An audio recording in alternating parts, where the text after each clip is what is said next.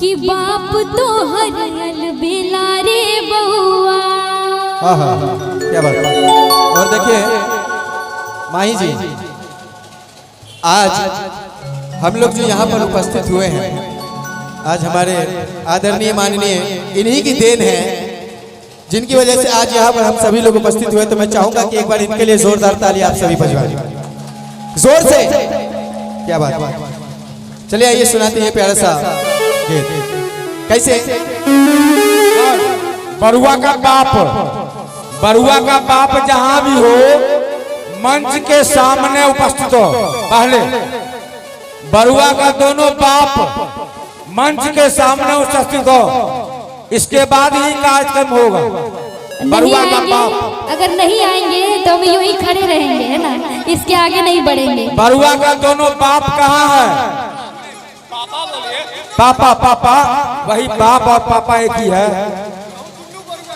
दोनों बरुआ का बाप पप्पा उपस्थित हो जाए मंच के पास। जय हो। कि बाप तो हरियल बेला रे बउआ, सब धन दे तो लुटाई रे। और आइए जहां भी हमारे बड़ुआ के पिताजी, माताजी, फुआ, दादी, नानी, काकी, चाची सब जो भी हैं, जनेऊ तो बहुत पहले हो गया था, इसलिए आप लोग बाहर आके सुने, बहुत ही आनंद आएगा। आइए कि बाप तो हरियल बेला रे बउआ, बाप तो हरियल बेला रे बउआ, सब धन दे तो लुटाई रे। बाप तो हरियल बेला रे बउआ, सब धन दे तो लुटाई रे। बाप तो हरियल बेला रे बउआ, सब धन दे तो लुटाई रे भैया। और ये बरुआ के फूफा जी, सुनिए ना जी, इधर हेलो। ओ मिस्टर जी, दिलीप झा जी, तनी सुन लीजिए कुछ कह। ये 100 से काम नहीं चलेगा, जब तक 1001 रुपया नहीं मिलेगा हम आपका नाम नहीं लेंगे, है ना। इसलिए 1001 रुपया निकालिए तभी हम आगे बढ़ेंगे। कि बाप तो हरियल बेला रे बउआ, अरे बाप तो हरियल बेला रे बउआ, सब धन दे तो लुटाई रे। बाप तो हरियल बेला रे बउआ, सब धन दे तो लुटाई रे। बाप तो हरियल बेला रे बउआ, सब धन दे तो लुटाई रे। बाप तो हरियल बेला रे बउआ, सब धन दे तो लुटाई रे। बरुआ के पिताजी अभी तक नहीं ना आए हैं, घर से नहीं निकलिएगा क्या? हम घर के अंदर भी आ सकते हैं, इतना जान लीजिए।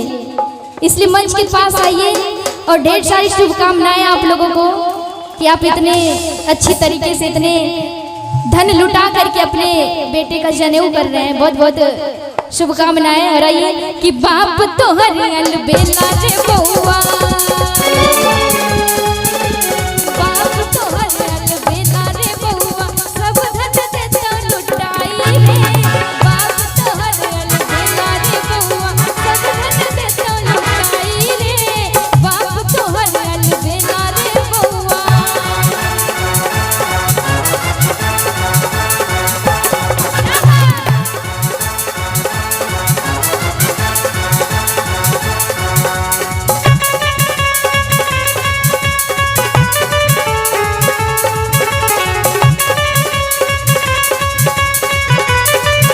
क्या बात, ताली बजा के।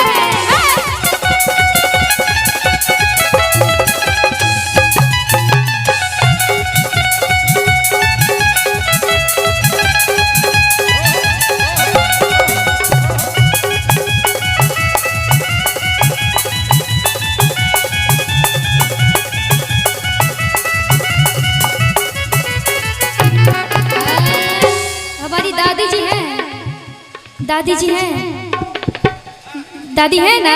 कहाँ पे? घर में? घर में है? नहीं है? अच्छा, स्वर्गवास हो गए क्या? अच्छा ठीक। कि हम कहलिया दादी के नेने, दादी गाल फुलै तोरे। कि हम कहलिया दादी के नेले दादी गाल फुलै तोरे। नानी है, नानी जी है, कोई बोलिए ना नानी जी है। कहाँ पे है? घर पे हैं। उनको लाइएगा कि हम अंदर जाएं। अंदर जाना पड़ेगा। काहे नानी जी नहीं आइएगा यहाँ पे? नानी जी आप जहाँ भी हैं सुन रहे होंगे, सुनिएगा कि हम कहलियो दादी के नेले दाद गाल फुलै तोरे। हम कहलियो दादी के नेले दाद गाल फुलै तोरे। सबसे बढ़िया, सबसे बढ़िया, सबसे बढ़िया नानी सब काज कर तोरे। सबसे बढ़िया नानी के नेले नानी सब काज कर तोरे। बाप तोहर अलबेला रे बउआ।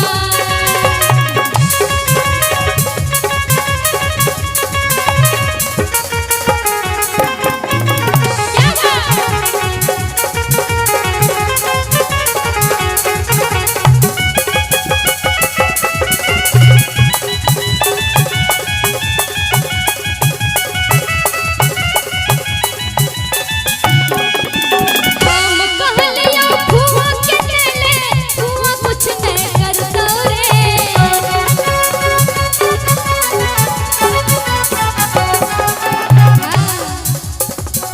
फुआ जी आए हैं। अरे कोई हमारे सपोर्ट में रहिए ना, कितना हम सबसे पूछते रहेंगे। फुआ आई है, आई है, कहाँ पे आई है तुम? हम आए वहाँ अभी आते हैं।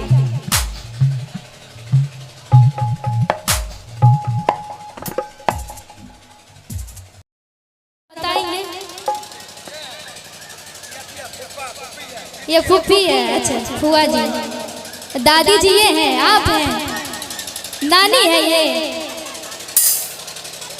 सब घर घुस रहे, बताइए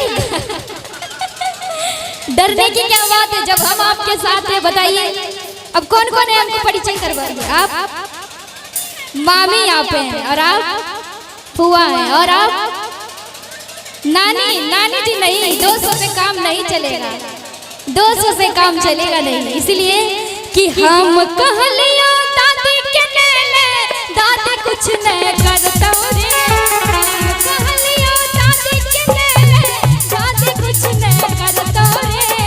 सबसे बढ़िया, सबसे बढ़िया, सबसे बढ़िया नानी के नेले नानी सब काज कर तोरे। सबसे बढ़िया नानी के नेले नानी सब काज कर तोरे। बाप तोहर अलबेला रे बउआ।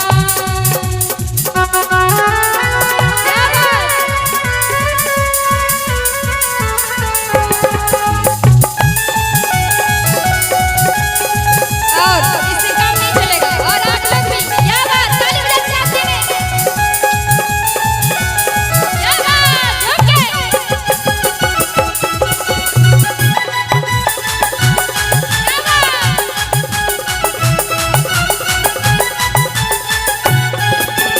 हम कहलियो चाची के नेले चाची कुछ नहीं कर तोरे। चाची कहाँ है? चाची जी,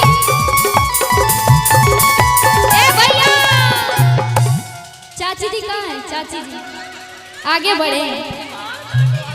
अच्छा मामी की भी बारी आएगी। चाची पहले बताइए ना, चाची कहाँ है? हेलो अंदर सब काज कर तोरे। बाप तोहर अलबेला रे बउआ।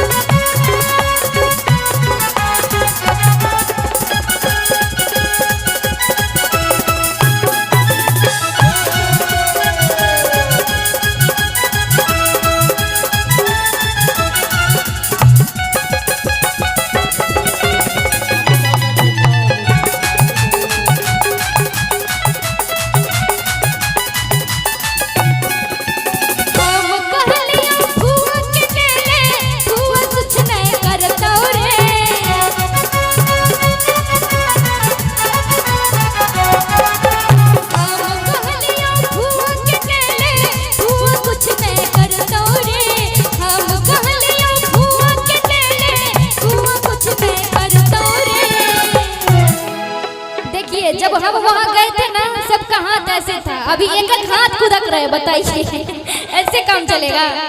इसी तरह नाचते झूमते और अपने बरुआ को आशीर्वाद देते हुए सभी लोग कि हम कहले